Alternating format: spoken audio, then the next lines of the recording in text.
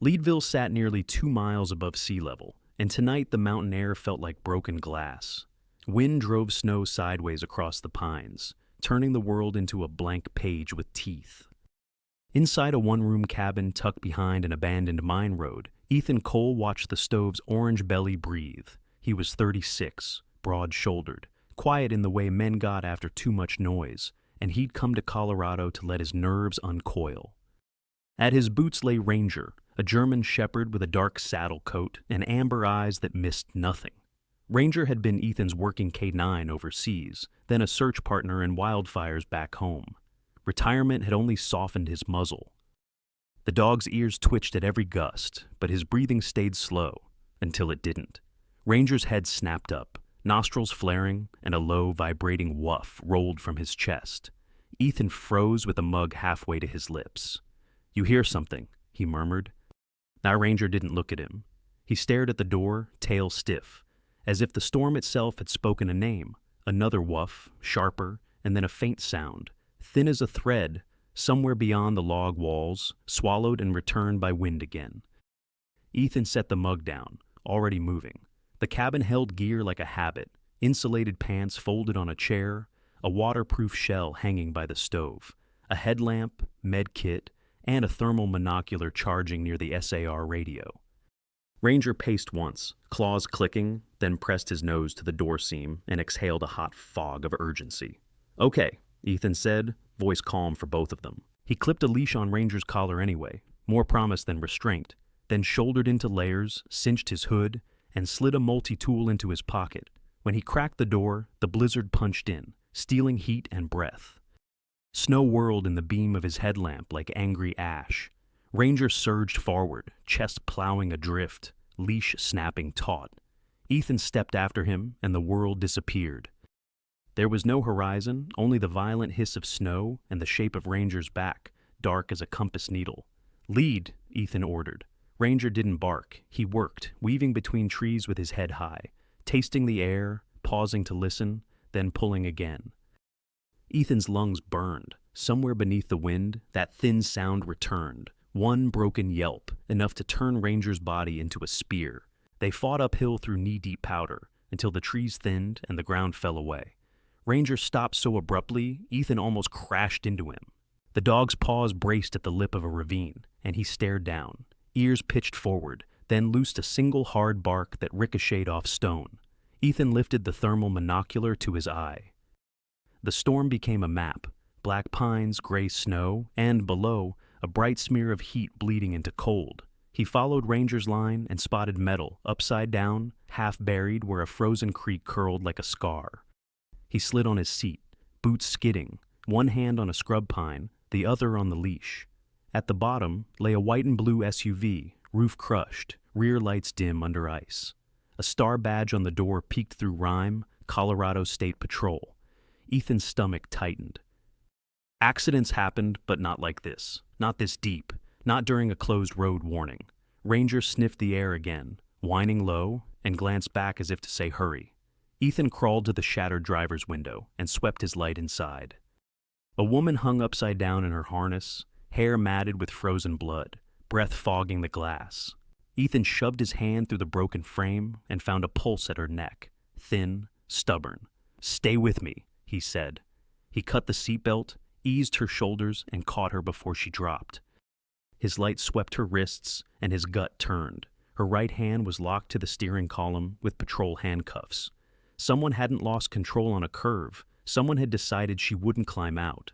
Ranger rumbled a warning at the tree line, then went still. A new sound threaded through the wind, high and desperate, like a toy being crushed. Ethan followed it to the rear and forced the bent hatch open. A mangled K9 crate sat wedged inside, and in it, 3 newborn German shepherd pups pressed together, eyes sealed, sides fluttering. One lifted its head in a tiny squeak, then sagged against the others. Ranger's expression changed, softness overtaking vigilance. He touched the bars with his nose and whined, as if begging permission to help. "Not today," Ethan muttered. He unzipped his jacket and gathered the pups to his chest, their bodies shockingly light, their cold soaking through his shirt. Ranger pressed in beside him, heat, eyes flicking between the woman and snow. He needed her free or he'd never move her. Ethan searched the cab, fingers numb, until he found her duty belt tangled under the dash. The holster gaped empty, but a cuff key clinked in a pouch. He worked it into the lock, and the metal finally clicked at last. Free. "At Amaya," he read from the name tape on her vest. "I'm getting you out." She didn't answer, only sagged heavier, face pale under bruised cheekbones. He wrapped her in his tarp, cinched it, then lifted her into a fireman's carry, careful not to crush the pups tucked inside his jacket. Ranger circled once, nose up, then took point without being told. "I home," Ethan said, and the dog surged ahead, choosing a line through the drifts as if he could see the trail under the white. The climb out of the ravine was muscle and grit. Ethan's boots slid, his thighs screamed, and the wind tried to pry Maya from his shoulders. Twice he dropped to one knee and reset his grip, while Ranger stood guard, body between them and the blank forest. When they reached the ridge, Ranger looked back, ears forward, and gave a steady bark, encouragement, not alarm. The cabin surfaced out of the white and became solid, smoke from the pipe, the porch swallowed by drifts. Ethan forced the door open and slammed it shut, sealing out the roar. Warmth rushed over him. Ranger shook off ice and went straight to the hearth, lying down as if claiming the safest ground. Ethan lowered the unconscious trooper onto the rug and eased her head to the side. He unzipped his jacket and pulled out the 3 pups, wrapping them in towels warmed by the stove. Their bodies were cold, but with rubbing one squeaked, then another. Ranger nudged them gently, a huge guardian suddenly delicate, his breath fogging the towels. Ethan's hands moved to the woman. Her uniform was rigid with slush, and the cut at her temple had crusted dark. Under the grime he could see bruises along her jaw and throat, the shape of fingers. He checked her belt. Radio dead, holster empty. The storm raged outside, but the violence here had been human, intentional. Ethan locked the bolt and listened. Ranger lifted his head at the same moment, ears sharp, gaze fixed on the door. Somewhere out there, someone believed the blizzard erased everything. Ethan didn't. Heat rolled from the cast iron stove in slow waves, carrying the scent of pine pitch and wet wool. Ethan laid the 3 puppies into a shoebox he lined with towels, then set it beside the hearth, where the warmth was steady, not scorching. Ranger stretched out alongside the box, flank pressed close, his breath falling like a gentle bellows over the tiny bodies.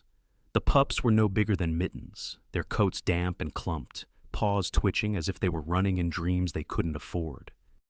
Ethan rubbed each one with a dry cloth until faint squeaks replaced silence. When the smallest pup finally swallowed a few drops of warmed electrolyte from a syringe, Ranger's tail thumped once, careful not to jostle the nest. Outside, the storm hammered the window panes, but inside, the cabin became a pocket of fragile life for as long as their lungs chose to fight. Ethan turned to the trooper on the rug. Her uniform had frozen into a shell. Every breath lifted it with a crackle. He cut along seams with trauma shears, exposing skin mottled by cold, then covered each patch with a blanket before the chill could bite again. A gash at her temple needed pressure and clean gauze. He taped it down, checked her pupils, and steadied her legs on a folded pack to help her circulation. The bruising told its own story, deep purple along her jaw, a thumbprint bloom under her ear, and faint older rings on her ribs that no steering wheel could explain. He found her badge, Trooper Maya Brooks, and a wallet card noting K9 Liaison, but her sidearm was missing. Ranger lifted his head at the snip of scissors, then settled again, guarding both box and door.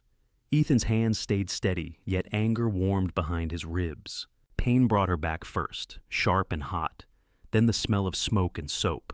Maya's eyes flew open to a ceiling of rough logs and a stranger's silhouette by the stove. Instinct overrode weakness. She tried to sit, then jerked away when her ribs flared. Ranger rose in one smooth motion, head low, a warning growl rolling from his chest. Ethan lifted both palms, empty. "You're safe," he said, keeping his voice the same tone he used on a skittish victim during training. "Storm threw you into a ravine. I pulled you out."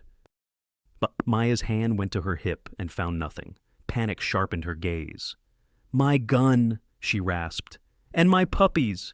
Ethan nodded toward the hearth. The shoebox trembled with tiny squeaks. Ranger's tail thumped again, softer, as if to say they belonged. She stared at the dog, at Ethan, measuring them like threats, then like shelter. Ethan set a cup of water on the floor within her reach and backed away.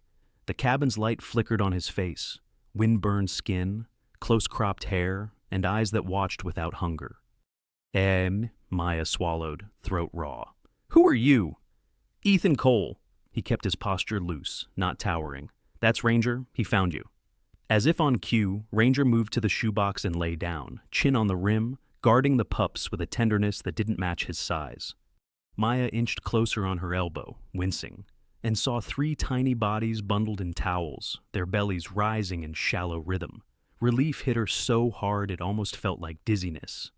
They're alive, she whispered. Ethan nodded. Barely, when we got here. He hesitated, then added, You were cuffed to the wheel. That wasn't weather. Her eyes hardened, and fear shifted outward, sharpening into a vow against the unseen attacker. It was Captain Derek Shaw, Maya said, voice hoarse. The name landed like a stone. Yes, Ethan didn't react, only listened. He runs our mountain interdiction team, charming in front of cameras, brutal when doors close. She swallowed and touched the bruise on her throat. He's been moving contraband through the K-9 program, training vans, narcotics exhibits, supply runs nobody inspects because a dog is on the paperwork. Her words came faster, heat replacing shock. I found GPS drift on a transport route, a stop at a private hangar near Buena Vista. I copied logs, pulled footage, and when I told Tyler Quinn to lay low, he vanished. She blinked hard. Tyler's a rookie, he trusted me. Ethan's jaw tightened at that. Ranger's ears angled toward Maya, as if he understood the weight behind the syllables, and the pups answered with a faint chorus of squeaks. Outside, the wind kept screaming like applause. Ethan glanced to the pups. Why were they in your vehicle? Maya's mouth softened. They're from my retired partner's litter, off the books. Shaw called, said he'd help me beat the storm, then blocked the road and searched me.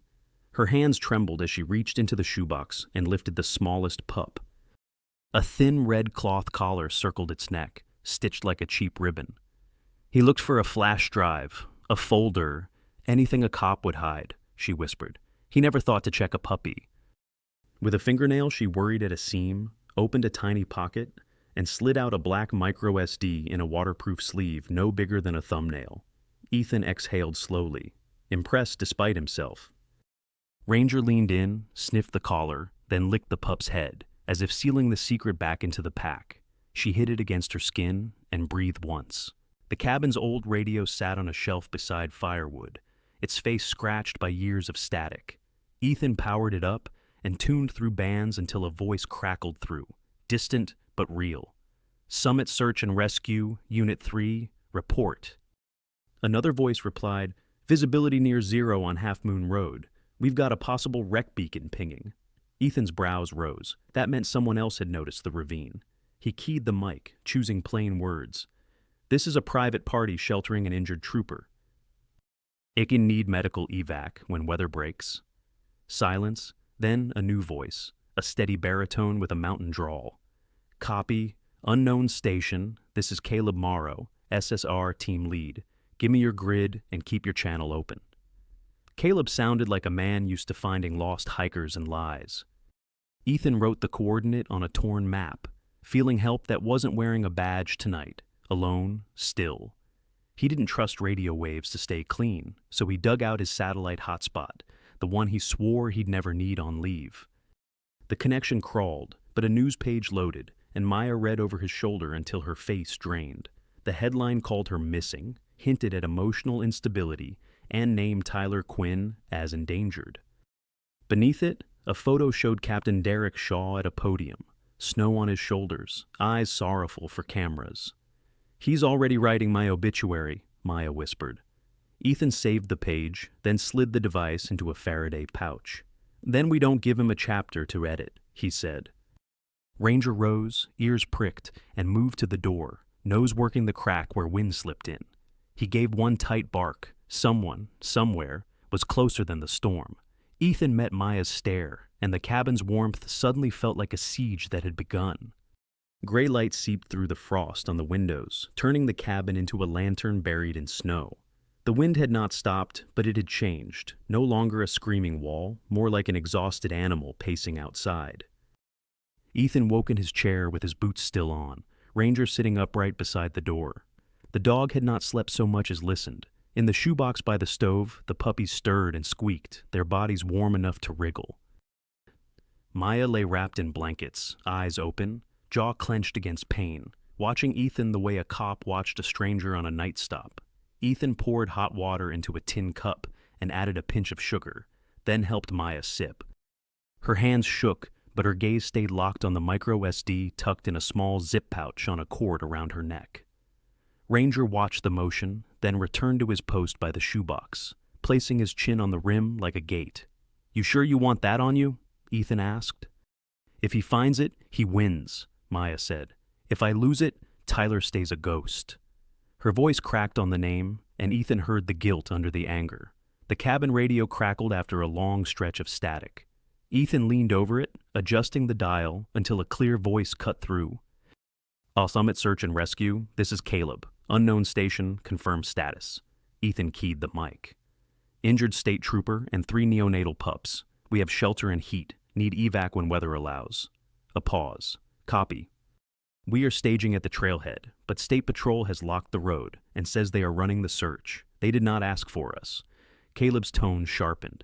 "That makes me curious. Who is running your troopers unit?" Ethan glanced at Maya. She swallowed. "Captain Derek Shaw," she said into the mic, then winced as if the name bruised her tongue. Another pause. "I know the name," Caleb replied. "Media darling. If he is locking roads, he is hiding something. Keep your radio low. We will watch our own backs." Ethan killed the transmit and let the silence return. Outside, wind shoved snow against the walls. Inside, Ranger rose and paced, nails clicking, then stopped at the back window. His nose traced the frame. Ethan followed, peering through the glass. There was nothing but white, yet Ranger's hackles lifted. A faint odor drifted in when the wind shifted, sharp and oily. Ethan knew it from years around machines. 2-stroke exhaust. Someone had been close enough for the smell to ride the air into a sealed cabin. Maya struggled upright, bracing herself on the table. "He will come," she said. "Shaw does not leave loose ends." Ethan nodded. "Then we stop thinking like a storm victim." He opened a battered footlocker and pulled out a small satellite hotspot and a rugged phone. The battery indicator blinked low. He powered it on anyway, holding it near the window where the sky might be less angry. The signal took its time, but a page finally loaded, and Maya's face drained as she read the headline. Trooper Maya Brooks. Missing possible person of interest in rookie disappearance. Below it was a photo of Shaw at a podium, gloved hands folded, eyes mournful for cameras. "They are painting me unstable," Maya whispered. "So if I die, it fits."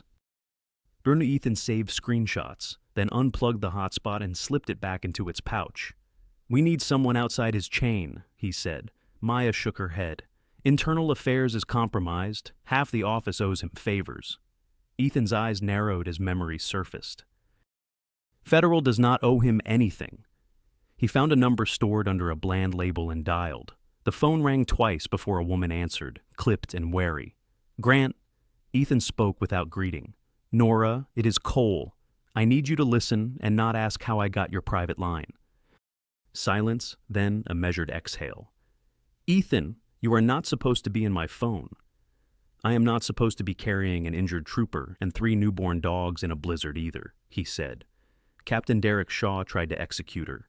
She has evidence on a micro SD. He is framing her for the disappearance of a rookie named Tyler Quinn." Another beat. "Where are you?" Nora asked, voice turning to steel. Ethan read coordinates off his map. "Weather is ugly," she said.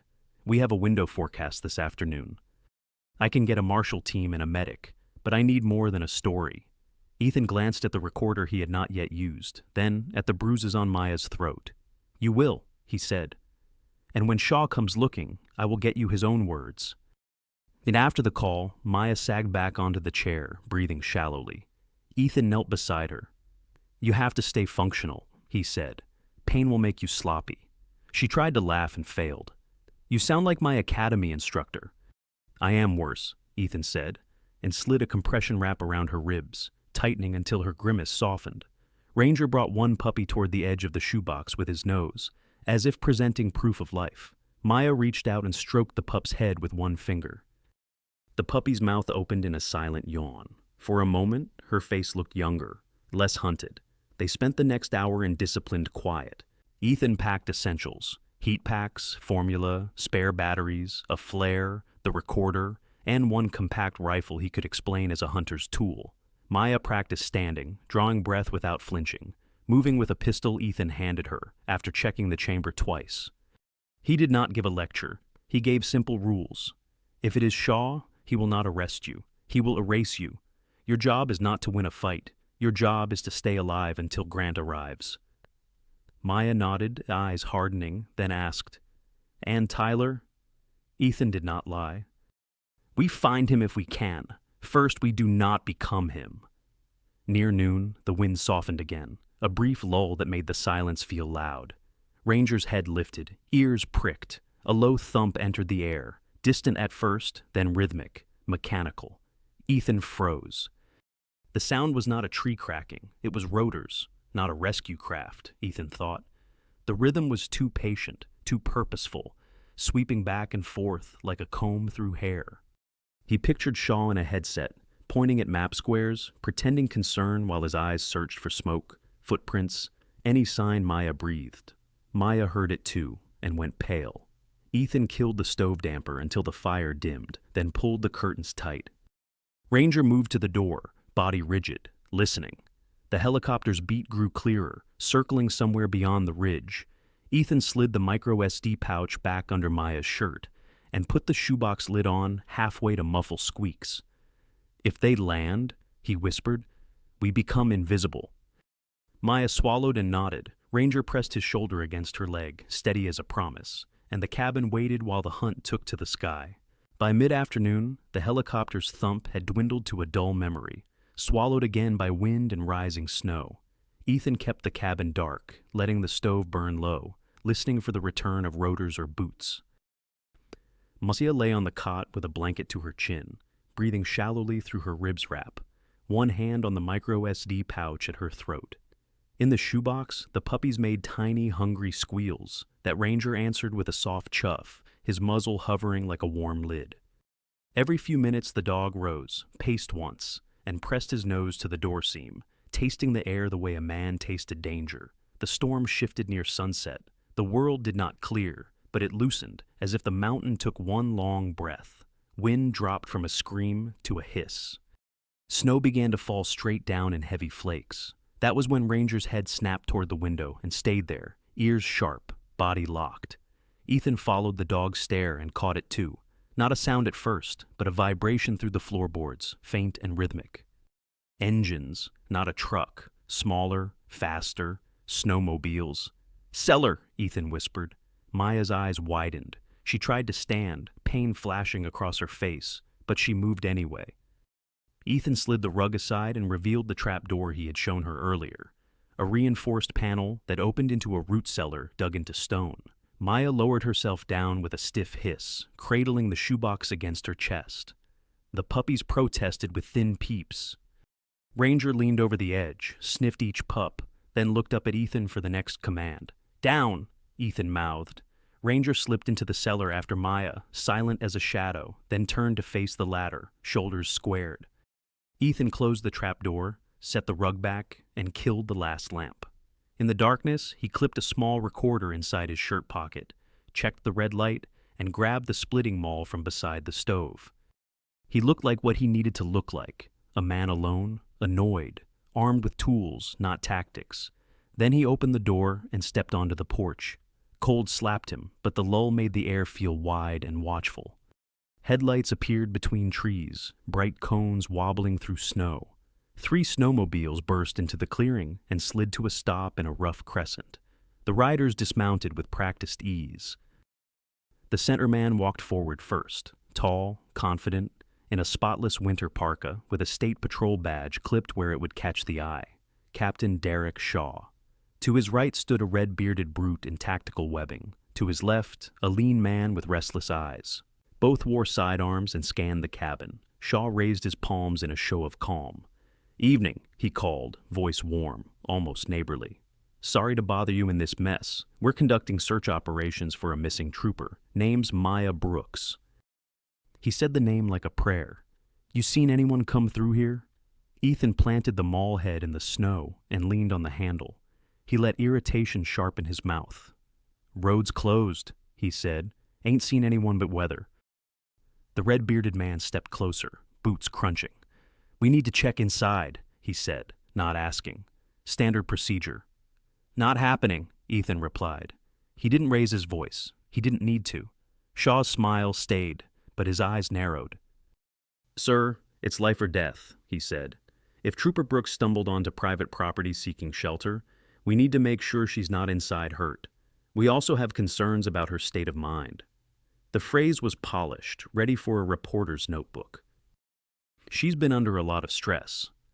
Ethan let the words hang, then shrugged. "Plenty of folks stressed. Doesn't give you a key to my door." The lean man drifted left, studying the windows, the woodshed, the faint wisp of smoke from the chimney. Ethan tracked him without turning his head. "Ranger, stay quiet," he thought, feeling the cabin behind him like a heartbeat. Shaw took one step closer, stopping just outside arm's reach.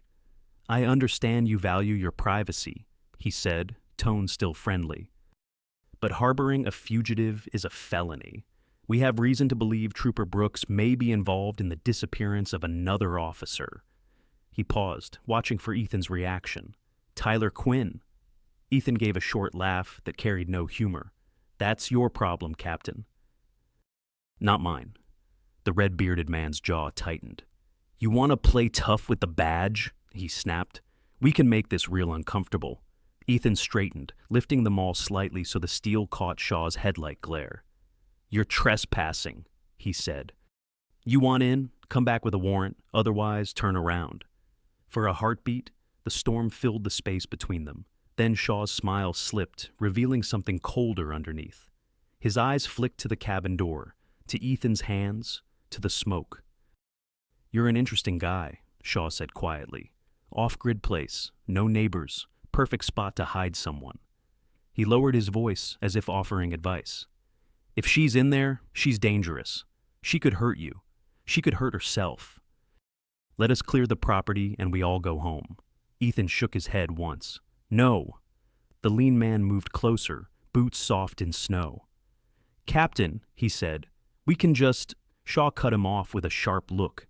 He turned back to Ethan, and the neighborly mask returned, thinner now. "All right," he said, voice carrying. "I don't want trouble.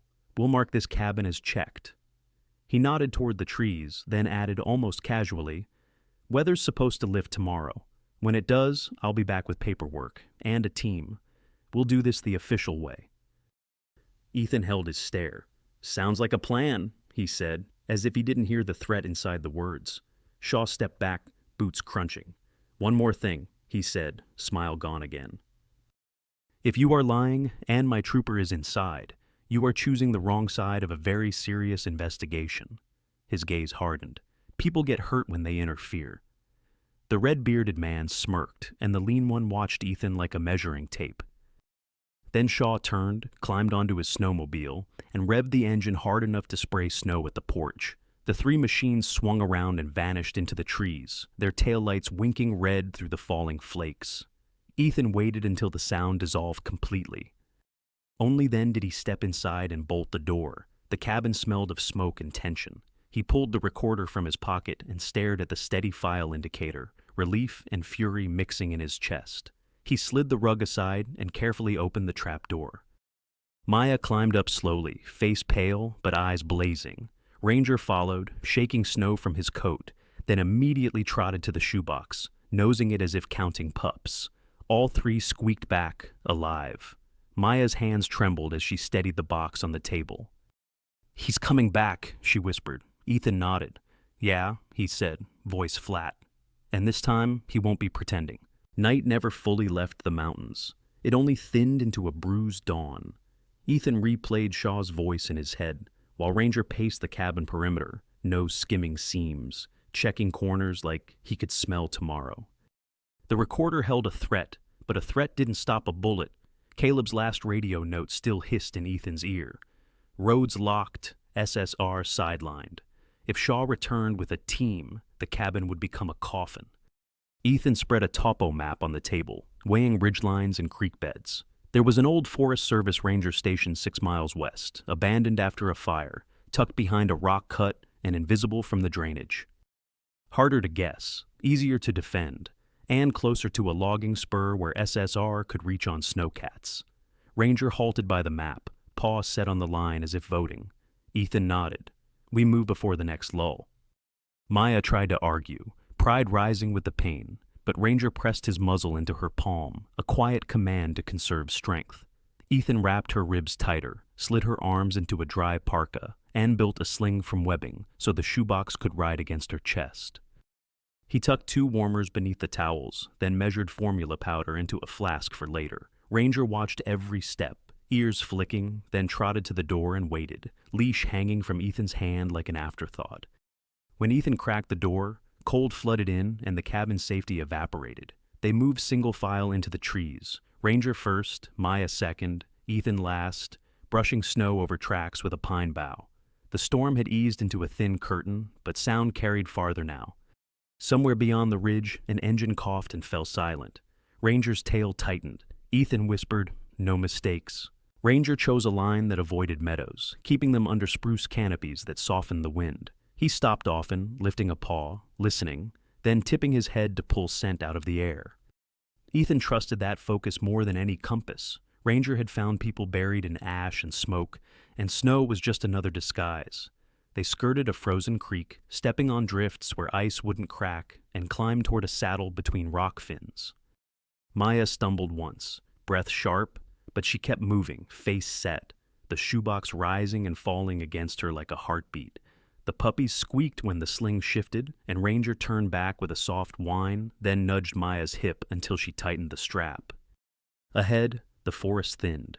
Ethan raised the thermal monocular and scanned. No heat, only the cold geometry of stone. Still, Ranger's ears stayed forward. His body stayed ready. The saddle opened onto a slope of packed snow that glittered like salt. Ethan stepped first, testing with his pole, then waved Maya forward. Halfway across, a gust punched her sideways, and her boots skated on hidden ice. She dropped to a knee, the shoebox tilting. A puppy squealed, small. Before Ethan could reach her, Ranger lunged back, grabbed the sling strap in his teeth, and braced his paws, countering her slide with muscular weight. Maya's gloved hand found Ranger's rough and held on, face clenched, breath steaming. Ethan dug his pole into the crust, anchored her elbow, and together they inched to safer powder. When they reached the lee of a boulder, Maya sagged against stone, trembling. "Good dog," she whispered, voice breaking. Ranger shook snow from his muzzle, then pressed his forehead to her ribs as if reminding her to breathe. The pup settled, sighs against the towels. Beyond the boulder, Ranger slowed, nostrils fluttering, then angled off the line. Ethan followed, puzzled, until he saw what Ranger smelled. A shallow trench in the drift where a snowmobile had cut across, fresh enough that the edges still glittered. Beside it, boot prints, careful and spaced, headed toward the valley. Shaw's men were not just searching, they were screening routes. Ranger gave a low, warning huff and led them into thicker timber, weaving through deadfall where engines couldn't follow. They crouched behind a fallen spruce as 2 machines buzzed along the trench, headlamps stabbing the snow. Ethan held his breath, hand over the shoebox lid, while Maya bit back a gasp of pain. Ranger stayed motionless, eyes fixed, tail tucked tight. The riders paused, voices faint, then accelerated away, leaving exhaust that stung the throat. Only when the sound vanished did Ranger rise and nose Ethan's knee, urging movement. Dusk found them at the ranger station, a squat concrete building with a warped sign and boarded windows. Ranger circled, checking wind and scent, then shoved the door until it groaned open. Inside smelled of smoke and mice, but the roof held. Ethan cleared a corner, set the shoebox on a bench, and draped a blanket over it like a tent to trap heat. Ranger slid beneath the edge, lying so close his fur became the pup's heater. Maya sank into a chair, sweat beading at her hairline despite the cold. She touched the micro SD pouch, then met Ethan's eyes. "If Shaw finds this place..." Ethan's mouth tightened. He won't stop at finding. He'll stage a story. The radio crackled. Caleb's voice seeped through. Cole, you still breathing? Ethan gave coordinates. Caleb replied, we're moving quiet. We'll cut you a corridor when the sky opens. Stay hidden until we arrive. They lasted an hour. Ranger lifted his head from the blanket, ears swiveling toward the trees, then fixed Ethan with a stare that tightened skin. The puppies dozed, but their milky breath fogged the air. Even that could betray them if a door opened. Ethan moved to the broken window and listened. Far away, an engine rose and fell, testing terrain like a predator. Maya's hand went to the pistol, but her other hand guarded the pouch at her throat. We can't keep hopping, she whispered. We don't have to, Ethan said. He unfolded the map, pointing to a service tunnel that cut under the ridge toward a logging spur. If Shaw expects us to hide, we move through. Ranger stood, shook off snow, and pressed his nose to the tunnel line, then looked up. Ethan nodded. That way. Ranger answered with a soft huff, already turning toward the door. The tunnel mouth hid behind aspens, a dark wedge in a hillside crusted with ice. Ranger reached it first, sniffed the air, then stepped inside, paws clicking on rock. Ethan followed, guiding Maya by the elbow as she carried the shoebox. Inside, wind dulled, and every sound sharpened. Boots on stone, the pup's peeps, Maya's careful breathing. Ranger trotted ahead, stopping at bends to look back, eyes catching Ethan's headlamp. Halfway through, he froze and lifted his nose. A new scent rode the stale air, gasoline and gun oil. Ethan killed his light and pulled Maya tight to the wall. From the far end came a muffled voice and boot scrape. Shaw's men were using the tunnel. Ranger sank low, silent, and led them into a side alcove. In the dark, the pup squeaked, and the footsteps paused. Ethan felt Ranger's shoulder touch his leg, a warning, and held his breath. Rock swallowed their breathing. Ethan pressed his back to the damp wall of the alcove. Maya crouched beside him with the shoebox hugged to her chest, and Ranger lay flat in front, ears angled toward the corridor. The tunnel smelled of rust and fresh gasoline, strong enough to sting Ethan's nose through the cold. Footsteps scraped closer, slow and careful, then stopped. A flashlight beam slid along the rock like a knife, found the abandoned rail, and paused on a drift of snow that had blown in through a cracked vent. One of the men murmured, "Tracks!" Another voice, lower, answered, "He's nearby." Captain wants her alive until she gives up the card. Maya's fingers tightened around the micro SD pouch at her throat. The puppies made a faint peep, then fell silent as Ranger lifted his muzzle and breathed once, steadying them with warmth and presence. The beam swept past the alcove mouth, so close Ethan could see ice crystals glitter on the man's sleeve, and then moved on. The boots resumed, fading toward the far exit, and Ethan waited until the last crunch dissolved before he exhaled. "Back," Ethan whispered, and they eased deeper into the tunnel, following Ranger's body language more than the faint map lines on Ethan's memory. After 50 yards, the passage widened into a chamber, where timbers held up the roof like ribs. An overturned ore cart sat half buried in sand, and a line of old cables drooped from hooks, swaying slightly when wind found a crack. Ranger moved straight to the cart and shoved his nose under the lip, snuffling hard. He pawed once and pulled free a strip of fabric, stiff with frost, the color of a state patrol undershirt. Stuck to it was a small metal nameplate, letters scratched but readable. Quinn. Maya breath hitched, a sharp sound that echoed. "Tyler," she said, not as a statement, but as a prayer that failed. Ethan took the plate and closed his fist around it. Rage wanted to bloom, loud and reckless, but Ranger woofed, low, urging focus. Beyond the chamber, a second tunnel sloped upward toward a boarded service door, the kind that opened near a logging spur on the north ridge. Ethan had seen it once while scouting. It was their best chance to leave without walking into Shaw's screens. Ethan pulled the radio from his pack and turned the volume down until it was imagination. "Caleb," he breathed into the mic. "We're in the mine access under North Ridge. 2 hostile units in the tunnel. Can you reach the spur door?" Static, then Caleb Morrow's voice, calm and close despite miles. "Copy. We've got 2 snowcats and 4 volunteers. No lights, 10 minutes out. Federal?" Ethan glanced at Maya and the plate in his hand. "I made contact. She's coming." He switched to the satellite hotspot for a single burst and watched the screen stutter, then settle on a message from Nora Grant. Window opening. Hold position. Do not engage. Ethan typed back coordinates and one line. Shaw's men in tunnel. Bait possible. Nora answered almost instantly. Make him talk. Get him outside. We can't win a gunfight in a cave, Ethan thought, but we can win a story if he tells it himself.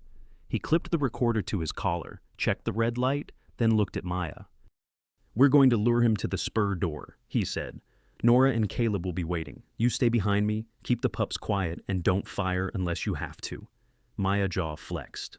I'm done hiding, she whispered. You're not hiding, Ethan replied. You're surviving.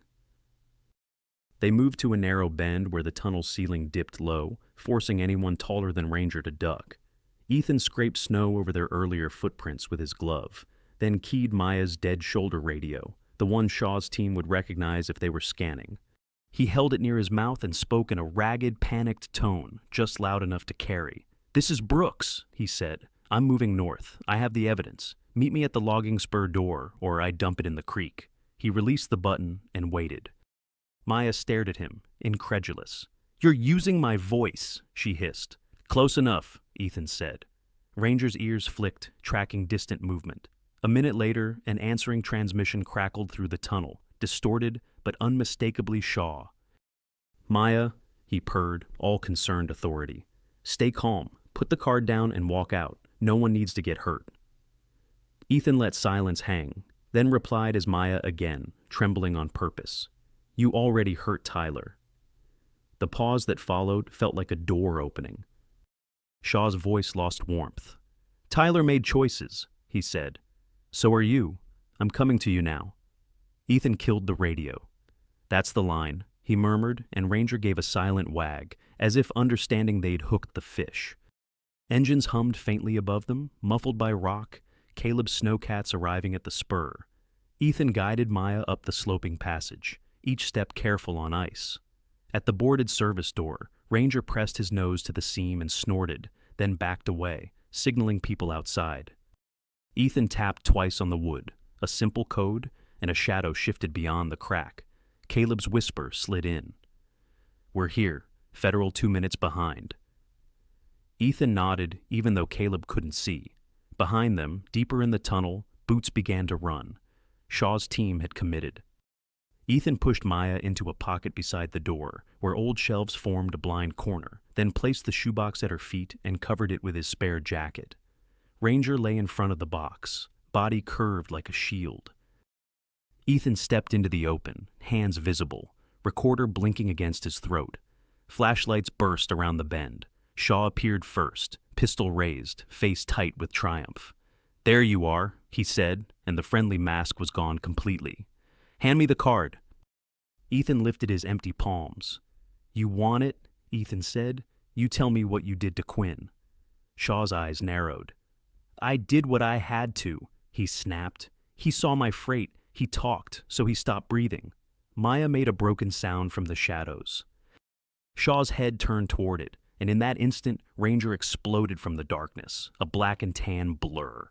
He hit Shaw's forearm with his shoulder and jaws, not to maim, but to strip the gun. The pistol clattered, skidding on stone. Shaw stumbled back, cursing, and his men swung their rifles up, but bright white light slammed through the service door as it ripped open. Federal Marshals! Nora Grant's voice cut like ice. Drop weapons! Hands up! Caleb's volunteers surged behind her with floodlights, turning the tunnel mouth into daylight.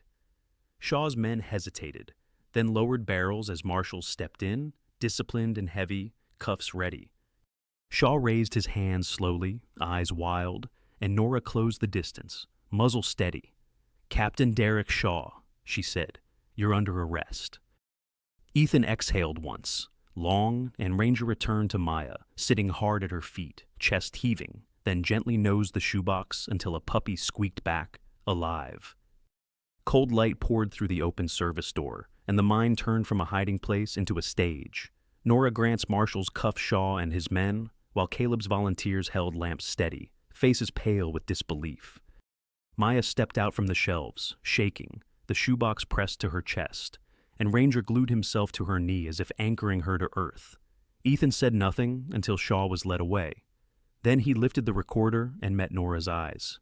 "You got his confession," she said. He nodded once, and Ranger exhaled, a sigh that sounded like the storm ending. By the time the snowcats carried them to the trailhead, the lull had collapsed and flakes hammered sideways again. A county medic slid Maya onto a stretcher, checked her pulse, and covered the shoebox with a heated blanket. Ranger refused to leave it, so Nora waved him aboard the ambulance with a tired half-smile. In the hospital parking lot, Maya finally unclenched her fist and opened it. Tyler Quinn's nameplate, cold as coin. Ethan watched her swallow a sob. "We'll find the rest," Nora promised, "and we'll do it clean." Maya nodded, and Ranger licked her knuckles, sure. In the weeks that followed, Leadville's grocery clerks and coffee shop regulars learned Maya's real story through court filings, not headlines. Nora's team froze Shaw's accounts, raided a hangar, and pulled crates marked training supplies that held guns and pills. Caleb testified about being blocked from the search, his mountain calm turning sharp under oath. Maya sat behind the prosecutor with Ranger at her boots, a therapy vest newly stitched by SSR volunteers. The judge denied Shaw bail. Outside the courthouse, snow melted into dark sidewalks, and the town exhaled. Ethan stood in the row and felt his chest loosen.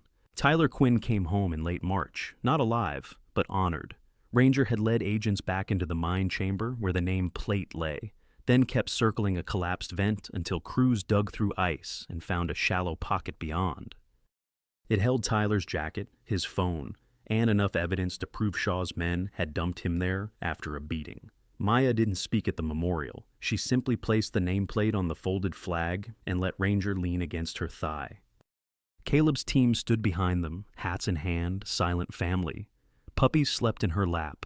April brought sun that flashed off lingering drifts like spilled sugar. In Maya's house, 3 shepherd pups tumbled across the kitchen, all legs and oversized ears, chasing a tennis ball they could barely carry. She named them Scout, Nova, and Echo, simple names that felt like second chances. Ranger treated them with patience, letting them chew his tug toy, then herding them back when they strayed. At night, he slept beside their crate, nose against the bars, while Maya studied case folders at the table. Ethan stopped by once a week, bringing formula, then kibble, then silence that didn't hurt. Caleb invited Ethan to an SSR meeting in the firehouse, and Ethan almost refused out of habit. But Ranger nudged his thigh and stared, the same look he used before a search. Go. The room smelled of coffee and wet nylon. Volunteers clapped when Ranger walked in, wearing his old harness. Caleb announced a new community fund for storm rescues and orphaned animals, seeded by donations from locals who'd read the real story. Ethan offered to teach tracking and trauma care. No speeches, just drills. Maya watched from the doorway as Echo tried to climb Ranger's back like a mountain. In May, Shaw pleaded not guilty, then watched Nora play the tunnel recording for the jury, his own voice stripping away the hero costume. The verdict came fast. After sentencing, Nora offered Maya a place on a joint anti-corruption task force based in Denver, far from Shaw's old friends. Maya accepted with a steady nod, then drove back to Leadville the same night, unwilling to let grief steal the pup's bedtime. She found Ethan on her porch, holding Scout while Ranger sat at heel. "You did it," Ethan said. "No," she answered. "We did." Ranger's tail thumped. Nova sneezed again. Summer arrived in air that smelled of sun-warmed pine. At the fairgrounds, Caleb set up a dog course for families and their mutts, raising money for SSR. Maya brought the pups, now sleek and laughing, and people stopped to pet Ranger, whispering thanks as if he were a local legend. Echo ignored the treats and watched Maya's hands, eyes sharp, waiting for a cue. When she said, "Sit," he dropped like a stone. When she said, "Find," he put his nose down and worked the grass in circles, then returned with her glove. Ranger watched and gave an approving chuff. By September, task force work pulled Maya to Denver, and she needed a plan that kept love intact. Caleb's sister adopted Nova and promised playdates. Scout went to a retired miner who walked him at sunrise. Echo stayed with Maya, the one who matched her focus, and Ranger approved by sleeping beside his mat without guarding. On the first morning of formal training, Maya clipped a vest on Echo and glanced at Ethan. "You ready to be a big brother?" Ethan asked Ranger. The dog's ears lifted. "Yes." Echo bumped Ranger's shoulder, then trotted to heel, copying the dog perfectly. Ethan sold the cabin to a couple who planned a winter refuge for hikers, and the choice surprised him. He kept one thing, the scratched wooden step where Ranger used to pause and listen. Now they rented a small place in town near the river path, close enough to hear children and far enough to breathe. Ethan worked with SSR on weekends and called Nora sometimes, passing tips without stepping back into darkness. On quiet evenings, he and Ranger walked past the training field and watched Maya and Echo move in sync, two shadows learning to trust daylight again together. On the first snow of November, the town held a simple ceremony outside the firehouse. Caleb read the list of rescues completed that year, then called Ranger forward. Someone draped a blue bandana around his neck, embroidered with the words, "Good boy, bad weather." Ranger accepted it with dignified stillness, then sneezed, making everyone laugh. Maya spoke briefly, voice steady. "A dog heard what a blizzard tried to hide," she said. "He chose life." She looked at Ethan. "So did we." Ethan's throat tightened, and Ranger leaned into his leg like a heartbeat that would not quit. Echo sat watching. Later, on a December morning, Ethan met Maya at the training lot before sunrise. Frost glazed the grass, and Echo bounced at Maya's side, vest snug on his chest. Ranger walked slower now, gray at the muzzle, but his eyes stayed bright. Maya knelt, touched Ranger's forehead, and whispered, "Thank you." Ethan opened the gate and let them run. Echo chased a dummy and returned it, tail whipping, then dropped it at Maya's boots and looked up. Ranger stepped forward, nudged Echo's shoulder, and lay in the sun, resting while the dog worked. The storm was only a story now.